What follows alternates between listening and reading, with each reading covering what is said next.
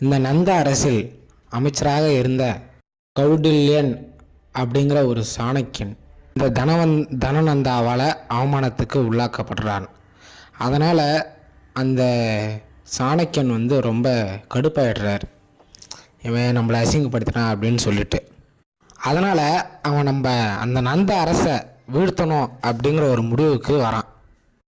ஏற்கனவே அந்த நந்த அரசை கைப்பற்றணும் அப்படின்னு சொல்லிட்டு முயற்சி செஞ்சுட்டு இருந்த சந்திரகுப்த மௌரியா அவருக்கு உதவி செஞ்சு நந்த அரசை வீழ்த்தணும் அப்படின்ற ஒரு முடிவுக்கு வரான்.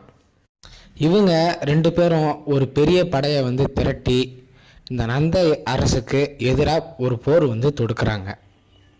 அந்த போரின் முடிவில் கிமு 321 அந்த தனநந்தா அப்படிங்கிறவர் கொலை செய்யப்படுறார். தனநந்தா கொலை செய்யப்பட்ட